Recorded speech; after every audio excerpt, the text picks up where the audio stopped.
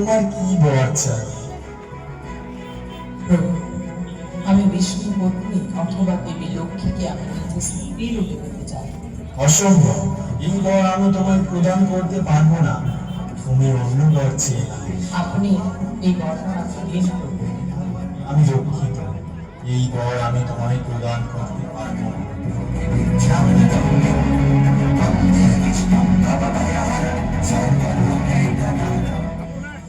বেশ, আমি আবারও কঠোর তপস্যা করব এবং ওনাকে সন্তুষ্ট করব। আপনাকে আসতে হবেই দেব।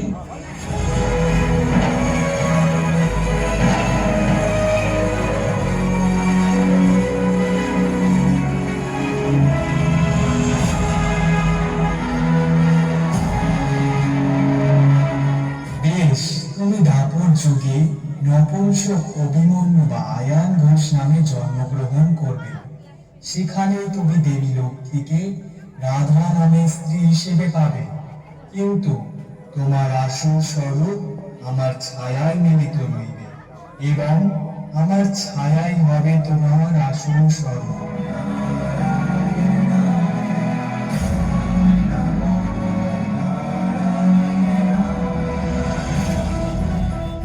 দাপর যুগ। আয়ান ঘোষের পূর্বজন্মে ভগবান বিষ্ণুর দেওয়া বরদান সত্য হয় দাপর যুগে। শ্রীকৃষ্ণের সাথে রাধারানীর মধুর পবিত্র প্রেম থাকা সত্ত্বেও তাদের বিবাহ হয় না।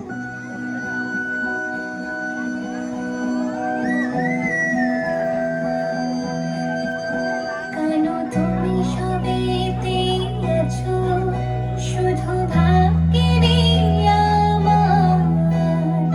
রাধার নূপুর পথের কোনায় তাই হলো যার।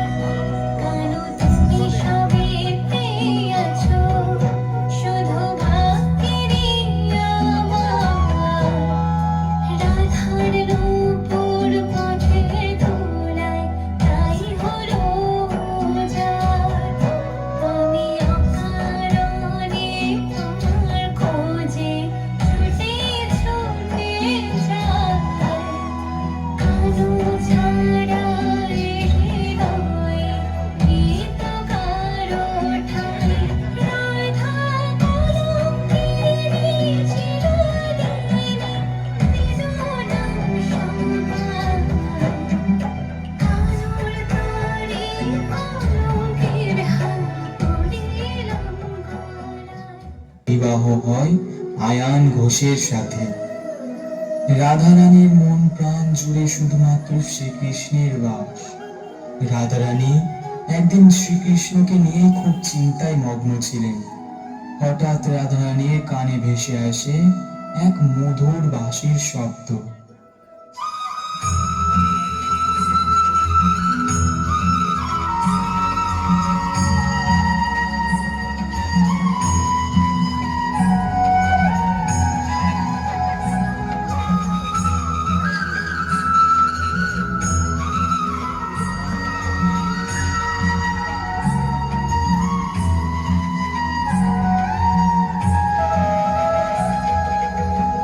এ কি? কৃষ্ণের সেই মধুর বাঁশির শব্দ। আমি নিশ্চয়ই যাব তার কাছে।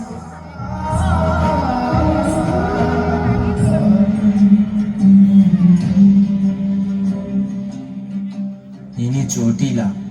ইনি আয়ান ঘোষের মাতা অথবা রাধারানীর শাশুড়ি মা। ইনি ঠিক রাধারানীকে গৃহের বধূ রূপে মেনে নিতে পারছিলেন না। ইনি কটিলা। ইনি আয়ান ঘোষের বোন অথবা রাধারানীর ননদ। ইনি ঠিক রাধারানীকে পছন্দ করতেন না। ও মা, রাধা এত নিশিরাত্রে কোথায় যাচ্ছে রে? তুই জানিস কুটুরা? কোথায় যাবে আবার? শুনতে পাচ্ছ না ওই বাঁশির সুর? গেল নিশ্চয়ই হয়তো আবার ওই কৃষ্ণর কাছে। না, এই কথা তো আয়ানকে জানাতে হচ্ছে।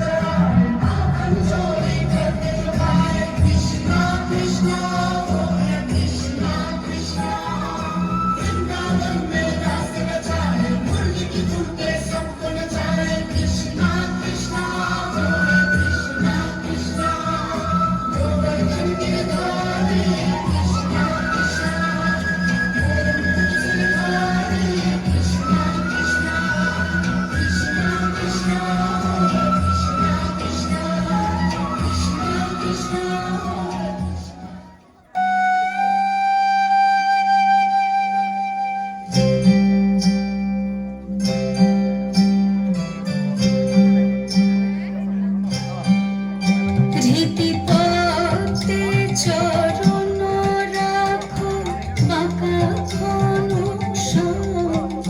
বাঁকা শিখি পাখা নয়ন বাঁকা বাঁকি উঠা ধীতি পথে চরণ রাখো বাঁকা ঘন বাঁকা শিখি পাখা নয়ন বাঁকা বাঁকি উঠা তুমি দাঁড়ালো ত্রিভঙ্গে তুমি দাঁড়ালো ত্রিভঙ্গে পথরে মুরলি ধরে দাঁড়ালো ত্রিভঙ্গে বাঁকা শিখে পাখা নয়ন বাঁকা বাঁকি উঠা হৃদি পথে চরণ রাখো বাঁকা ঘন বাঁকা শিখে পাখা নয়ন বাঁকা বাঁকি উঠা।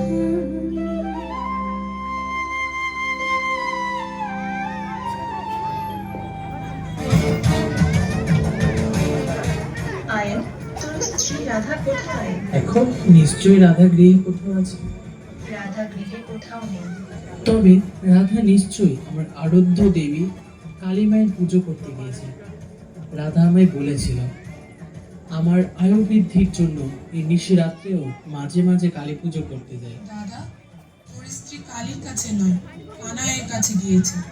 বিশ্বাস না হলে যাও ওই বাঁশির শব্দ অনুসরণ করে, ওখানে গিয়ে দেখতে পাবি তোর স্ত্রীকে। বেশ, তোর কথা যদি সত্যি হয় তবে রাধা নিশ্চয়ই শাস্তি পাবে।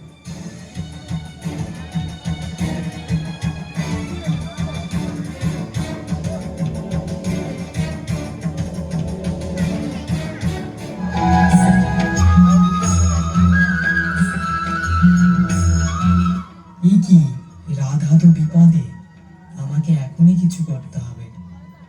রাধা, তুমি কালী পুজোর আয়োজন শুরু করো। তোমার এক মিথ্যে কথা আজ যে সত্যই হতে চলেছে। কোন মিথ্যে কৃষ্ণ? অপেক্ষা করো, নিজের চোখেই তুমি দেখতে পাবে। বেশ, আমি তাহলে কালী পুজোর আয়োজন শুরু করি। কালী কালী বল রসনা কালী কালী বল রসনা কালী কালী বল রসনা কর পদ ধ্যান নামামৃত পান কর পদ ধ্যান নামামৃত পান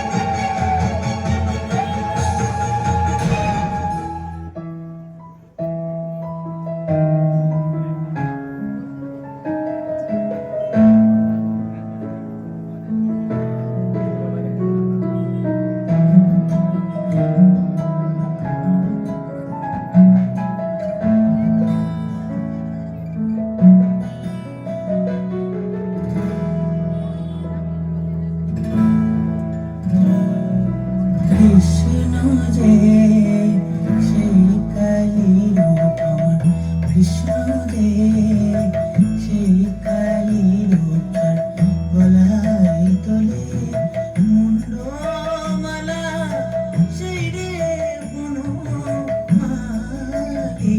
আমার।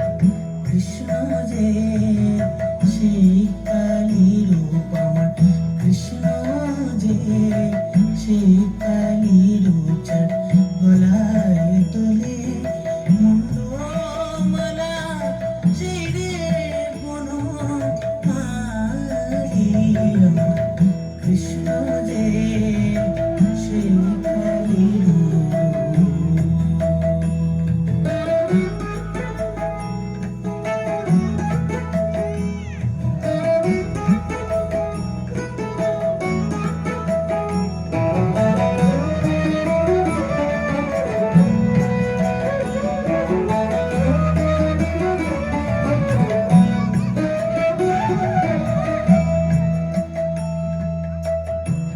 কৃষ্ণ কালী নাই ভেদাভেদ।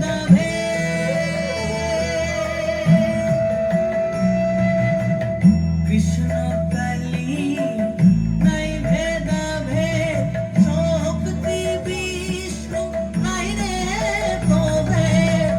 কৃষ্ণ কালী নাই ভেদাভেদ, শক্তি বিষ্ণু নাই রে প্রভেদ।